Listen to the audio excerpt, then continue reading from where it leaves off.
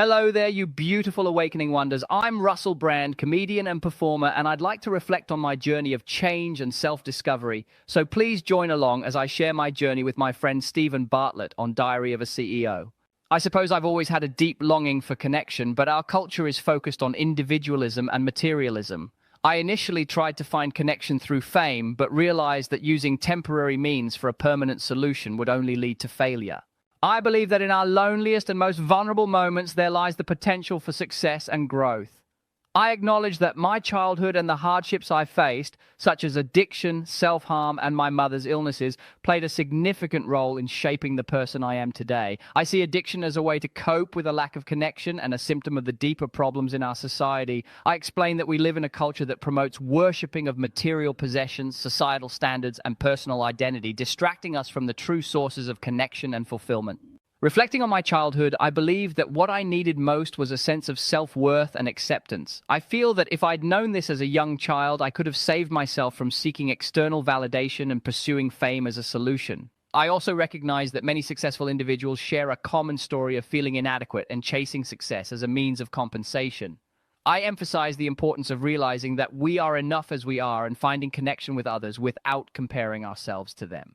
Looking back on my past, I feel a sense of compassion for my younger self and a gratitude for the lessons I've learned. I now embrace my past experiences as assets that allow me to help others who are struggling. I believe that there may have been other paths to reach where I am now, but ultimately my journey of self-discovery and transformation has brought me to a place of authenticity and self-awareness.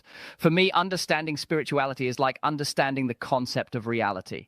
Just like how reality is not something external that happens to us, spirituality is not something exclusive and separate. It's not something you can measure or observe like the material world. Instead, spirituality is about connecting with something greater, something beyond the physical. It's like tapping into a realm where anything is possible, where there's endless potential and possibilities. Imagine if we viewed spirituality as a pathway, like a journey we're all on. Just like how I've walked a certain path in my own life, everyone else has their own unique path as well. And that path, along with the different episodes and challenges we face, shape who we are. It's like a book with different chapters, and each chapter contributes to the whole story. When it comes to addiction and recovery, spirituality provides a different set of tools to handle the challenges of life. It helps us deal with impermanence, inequality, and all the troubling aspects of our world. It's a spiritual solution to what I now see as a spiritual problem. It's about finding a different way to navigate through life's challenges, to find peace and serenity amidst the chaos. Some people might be put off by the term spirituality because it sounds exclusive or abstract, but at its core, spirituality is about connection. It's about connecting with something beyond ourselves, whether that's through practices like breathwork or simply believing in the best in people. It's an understanding that there's more to life than what meets the eye, that there's a deeper meaning and purpose to our existence. So when I say I need spirituality, it's not because I'm desperate or seeking something unattainable. It's because I recognize that there's a part of me that yearns for connection, for something greater than myself. And through spirituality, I've found that it's easier to navigate through this world, to find peace and meaning even in the midst of challenges. Regarding the journey of change and finding a new path, I think that it starts with acknowledging our problems and admitting that our lives have become unmanageable. We need to believe that change is possible and seek help from mentors or guides who have already gone through a similar transformation. It's important to surrender control and accept a new way of living, even if it goes against our previous beliefs and habits. Finding the right instruction manual for our lives can be challenging, especially when trust in authority is low. I share my personal experience of finding guidance and support from a community of people who have struggled with addiction. These mentors provide a framework for moving forward and a program for personal growth. I have a certain skepticism and question the need for evidence before accepting things. I guess my distrust of authority comes from a deep love of God and a respect for individual liberty. I believe that any central authority imposing itself without consent is ridiculous. My personal experiences have shown me that people in positions of authority often fail in their duties. The world is this sort of system that centralizes power and diminishes individual freedom.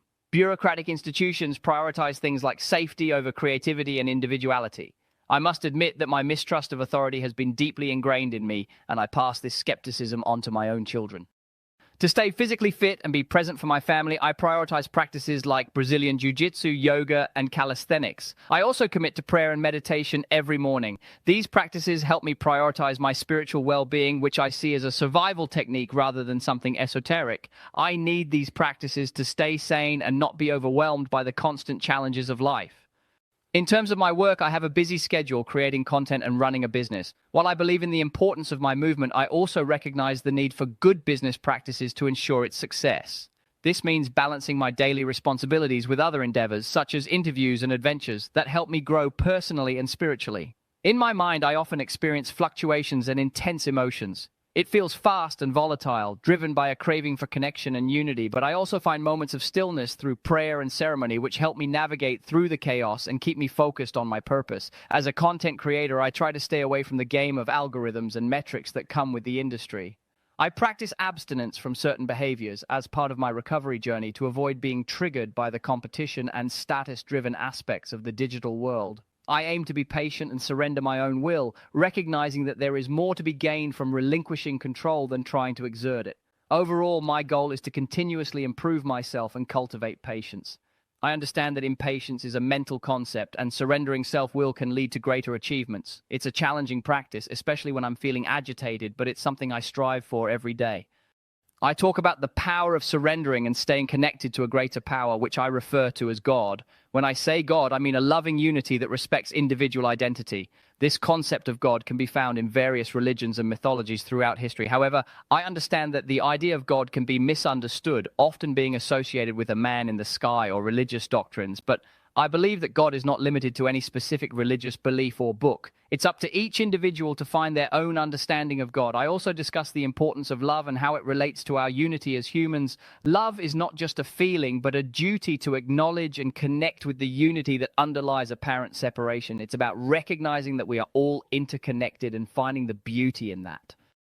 As someone who is a father, I have learned that there are more important things in the world than myself. Fatherhood has taught me about the power of love and the miracle of bringing life into the world. It has also taught me about my place in the world and the importance of embracing the paradox of my relative insignificance and simultaneous omniscience.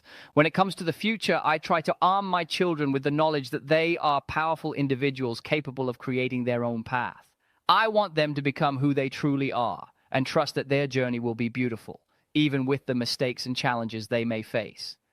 I recently had the pleasure of being interviewed by Danny Dyer, and we had a great conversation about my new show called Brandemic. It's like a poetic journey that confronts the last couple of years in a comedic and cohesive way. I use humor to inject important messages into the show, much like other brilliant comedians such as Jimmy Carter, Dave Chappelle, and Aziz Ansari. The show is only available for 2 weeks starting June 25th, so you should definitely pre-order it. We discussed an event called Community, which is happening from July 14th to July 17th. It's like a campsite festival that supports charities for addiction and mental health issues. One of the charities is Trevi Women, which is a treatment center in Plymouth. This event is all about bringing us back to what it means to be human and supporting others in their healing journey. My friend Steven Bartlett has this tradition on his podcast.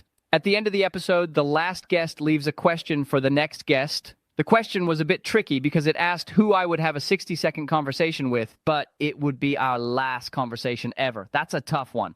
I chose my Nan because I love her so much and would want to let her know that I'm doing okay.